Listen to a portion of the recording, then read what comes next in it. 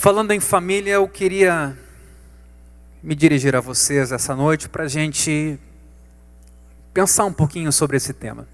O pastor Isaías acabou de dizer que pelo menos uma vez ao mês, nossa intenção vai ser trabalhar algum tema pertinente à família, e eu vou justificar depois por quê.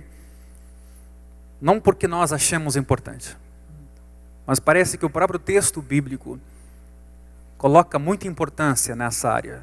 E ela é muito mais do que educação de filhos, ela é relação pai, mãe, marido, mulher, relação netos, avós, relação irmãos. E é por isso que talvez isso diga a respeito, de certa forma, a todos nós, numa noite como essa. Eu queria começar falando de uma pesquisa feita pela Universidade de Nebraska, nos Estados Unidos, com 3.000 famílias ao redor do mundo, não cristãs, tampouco a pesquisa era cristã. E a pergunta que se queria responder era: o que faz de uma família um lugar forte, um ambiente unido? O que torna uma família forte? E eu vou dar as 6 primeiras respostas, colocadas em ordem hierárquica, que foram encontradas nessa pesquisa. Primeiro elemento determinante para uma família forte, se chegou à conclusão que foi quando os integrantes desta família são comprometidos com a ideia de família. Compraram a ideia de família, acreditam na ideia de família. Não simplesmente que nós nascemos ao acaso, mas parece que há nessa célula menor da sociedade uma importância especial. E essas pessoas então, que de alguma maneira mantiveram uma família forte e unida, para elas o que foi determinante foi o seu comprometimento com a ideia de família. Em segundo lugar, que fez com que uma família fosse forte, foi que os integrantes desta família investiram tempo juntos.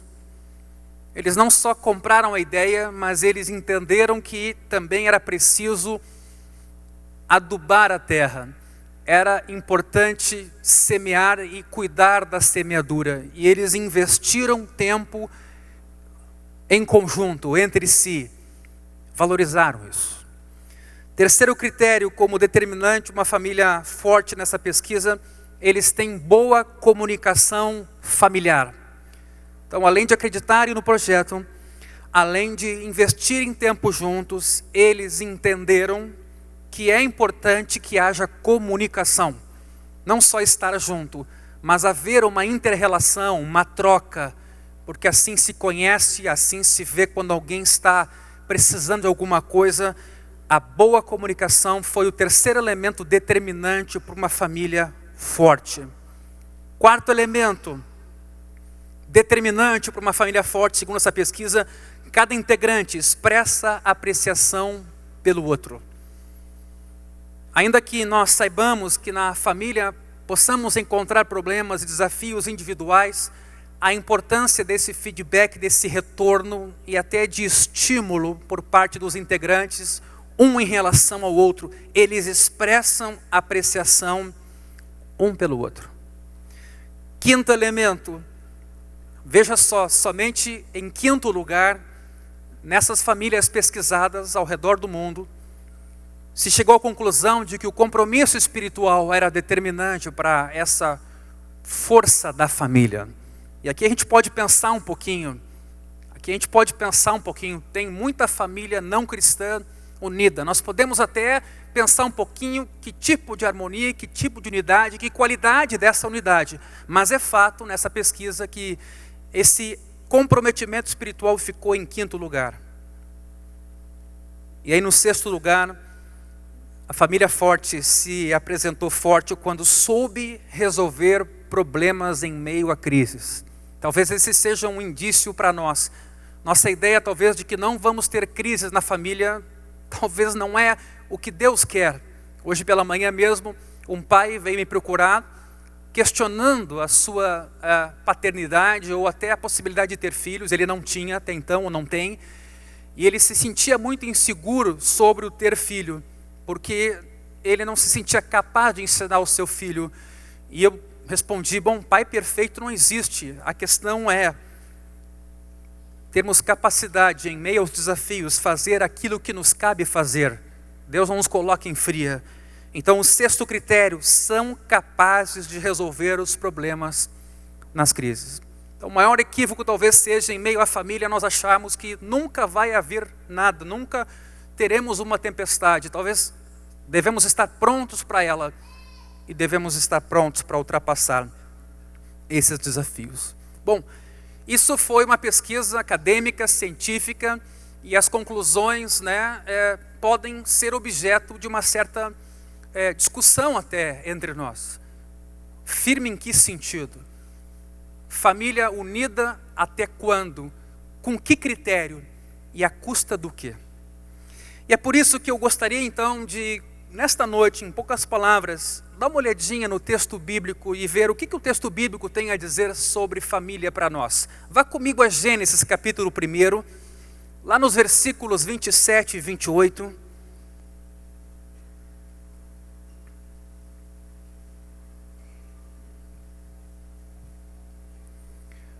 Gênesis 1, 27 e 28.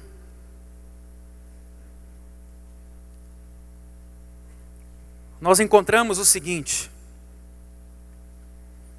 criou Deus, pois, o homem à sua imagem, a imagem de Deus o criou. Homem e mulher os criou. E Deus os abençoou e lhes disse: sede fecundos, multiplicai-vos, enchei a terra e sujeitai-a. Dominai sobre os peixes do mar, sobre as aves dos céus e sobre todo animal que rasteja pela terra. Você até pode questionar quem escreveu isto aqui, por que escreveu, e se esse texto é palavra de Deus, é um texto inspirado ou não, ou até mesmo se foi Moisés que escreveu esse texto. O que talvez você não possa questionar é o fato de que esse texto é um texto antigo, e muito antigo. E de certa maneira, desde o princípio, estamos no primeiro capítulo de Gênesis, o tema família foi abordado. Você pode questionar a inspiração, você pode questionar a autenticidade do documento, você pode questionar um monte de coisas, mas que o tema família, desde o início, foi tema de curiosidade, de pergunta e de importância, isso você não pode questionar, porque Gênesis, tecnicamente, é um documento antigo. Claro que o texto é forte, quando diz, criou Deus o homem à sua imagem e semelhança, criou homem e mulher, criou ambos, e logo em seguida, Deus os abençoa, diz a eles que eles sejam fecundos, se multipliquem e encham a terra. Nós temos aqui o primeiro mandamento da Bíblia. Sejam fecundos, multipliquem-se, encham a terra. Nós não estamos falando aqui ainda de trabalho, nós não estamos falando aqui ainda de saúde, nós não estamos falando aqui ainda de como a organização da sociedade vai se dar, mas incrivelmente, logo no início, há a preocupação de onde esse ser humano vem, como ele é criado, para que é criado e como ele deve coordenar a sua vida aqui na terra.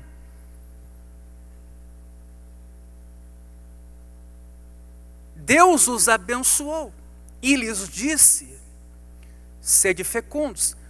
Se nós fôssemos pensar um pouquinho sobre esse comando bíblico nos dias de hoje, e eu vou me reportar aqui à Europa, onde hoje nem se pensa tanto em ter filhos, porque imediatamente se pensa nas condições financeiras que as famílias têm ou não têm para dar resposta a esse texto. Mas vejam como as coisas mudaram. Essa preocupação não havia antes. A preocupação era muito mais afetiva, o fato de ter família e outros critérios, como por exemplo, condições econômicas e até o quanto um filho pesa no meu orçamento, não eram tão questionados como hoje. Eu não estou dizendo com isso que as pessoas agora, cristãs, vão sair a ter filhos sem planejamento algum. Não vamos ao outro extremo, mas às vezes o critério determinante para termos ou não filhos, cuidado, pode ser um critério meramente econômico. E o texto parece que não dá a entender que esse é o critério correto. Deus nos abençoou. Bom, primeiro, Deus me criou. E Deus criou a mulher junto de mim. De certa forma, Deus me ordenou que eu me multiplique, que eu encha a terra e que eu na terra exerça essa mordomia, esse cuidado com as coisas que Deus criou. Mas vamos adiante, o capítulo 2, versículo 24. Eu quero mostrar para vocês que logo no início esse tema é recorrente e é preciso perguntar por quê. Por isso deixa o homem pai e mãe, Gênesis 2, 24, e se une à sua mulher, tornando-se os dois uma só carne. Ora, um e outro, o homem e sua mulher, estavam nus e não se envergonhavam.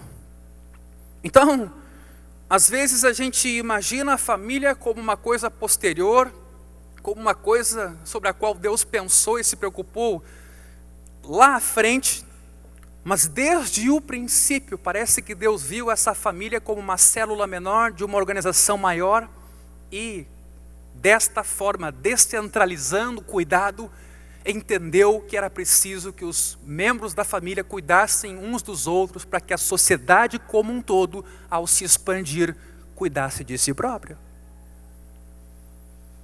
Isso é uma espécie de descentralização, como o gerenciamento de uma empresa e a terra como um todo. Agora, se nós, ao contrário, em nossa função nos preocupamos pouco com os integrantes de nossa família e ao revés, nos preocupamos mais com quem é de fora, talvez nós estejamos invertendo um processo que Deus imaginou que andaria normalmente e onde todos seriam cuidados. Vá comigo a Deuteronômio capítulo 6, logo adiante.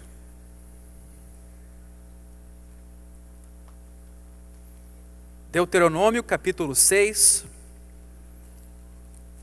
A situação aqui é a seguinte: o povo de Israel havia saído já do Egito, estava prestes a entrar em Canaã, seu novo mundo, sua nova terra, sua nova herança. Só que antes de entrar nessa terra, nesse novo mundo, nós temos algumas advertências para o povo de Israel. Preste bem atenção nisso. Deuteronômio capítulo 6, versículo 1. Estes, pois, são os mandamentos, os estatutos e os juízos que mandou o Senhor teu Deus se te ensinassem. Se te ensinassem. Para que os cumprisses na terra a que passas a possuir. A gente já aprende uma coisinha bem simples aqui, que a gente precisa aprender. Amém, amados? Não somos senhores do saber. Eu gosto bastante dessa expressão de Paulo. Nós precisamos aprender, mais velhos ou mais jovens. Existe um processo de aprendizado e que implica depois em obediência, em ação. Versículo 2, qual era o objetivo desse aprendizado e dessa prática de obediência? Para que temas ao Senhor teu Deus e guardes todos os seus estatutos e mandamentos que eu te ordeno. Tu, olha só gente, esse texto é muito antigo. Tu e teu filho e o filho de teu filho, todos os dias da tua vida, e que teus dias sejam prolongados. Veja a preocupação de Deus de discriminar você, seu filho e o seu neto. E mais ainda, todos os dias da tua vida, não é só começar, é um cuidado que se tem que ter ao final da vida. Tem às vezes avós que acham que perderam o seu papel na igreja ou até na família, equívoco. Todos os dias da sua vida, tu, teu filho e o filho do teu filho, e que teus dias sejam prolongados. Versículo 3, ouve pois, ó Israel, e atenta em os cumprires. Olha a ressalva aqui, preste atenção, Israel. Não é só para ouvir, ser diligente, empenha, para que bem te suceda e muito te multipliques na terra que mana leite e mel, como te disse o Senhor, Deus de teus pais. Então, Israel está lá, à beira de entrar na terra de Canaã. Só que Israel é uma nação monoteísta, que serve um Deus só. Canaã era politeísta e tinha muitos deuses. E o choque era inevitável. Se Israel era fiel ao seu Deus e cria no seu Deus como criador de tudo e consumador de tudo, bom, em Canaã havia diversos deuses. E a prática das pessoas era tentar com as suas ações aplacar os gostos desses diversos deuses. E por isso me parece que agora há uma advertência. Mantenham as tradições de vocês, invistam na família de vocês. De certa forma, se protejam.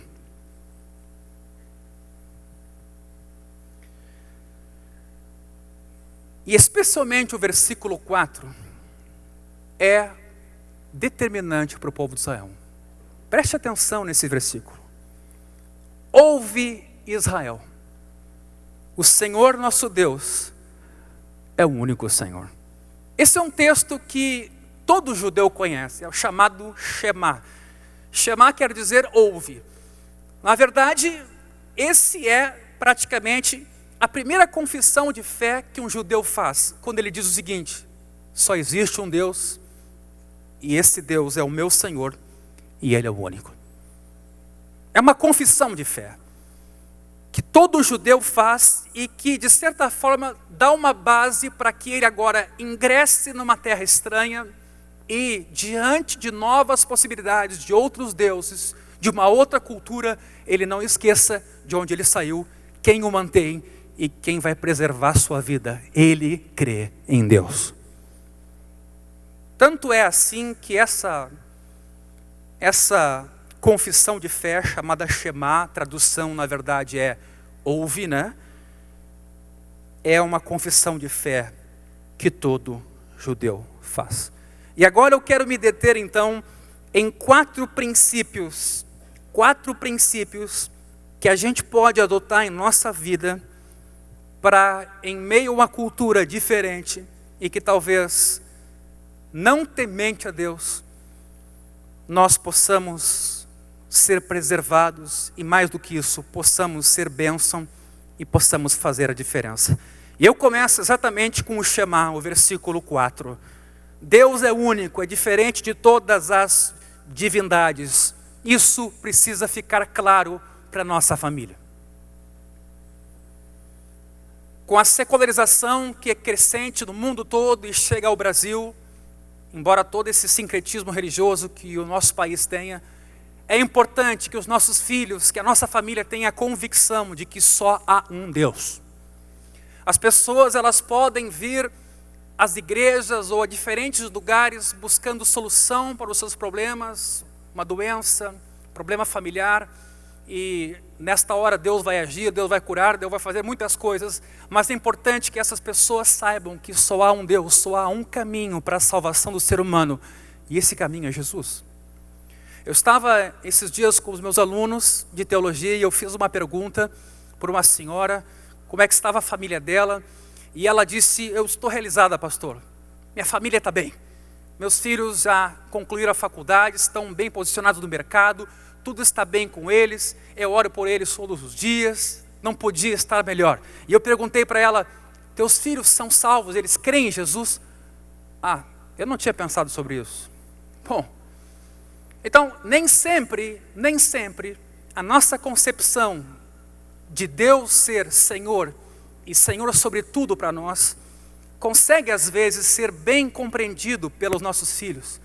E aí nós precisamos entender que quando essa base aqui é colocada para Israel, de que só há um Deus, e que esse Deus manda tudo, governa tudo, e Ele é proprietário do povo de Israel, tudo passa a ser diferente.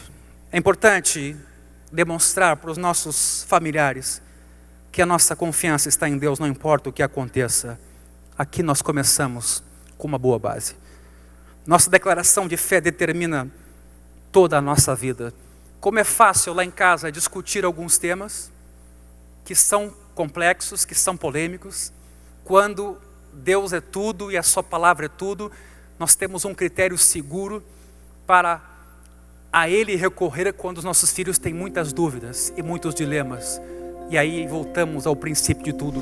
Isso mesmo, nós hoje falamos sobre a família, vamos continuar amanhã com o pastor Christian. Muito importante você entender que o propósito de Deus através da fé é que vivamos uma nova vida, um padrão de vida, uma vida orientada, uma vida abençoada por Deus. Vamos orar?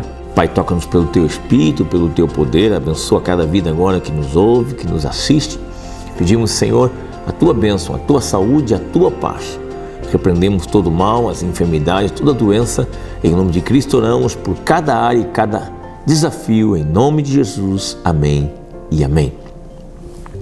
Que Deus abençoe a tua vida. Eu quero te convidar para estar conosco sempre em uma de nossas reuniões.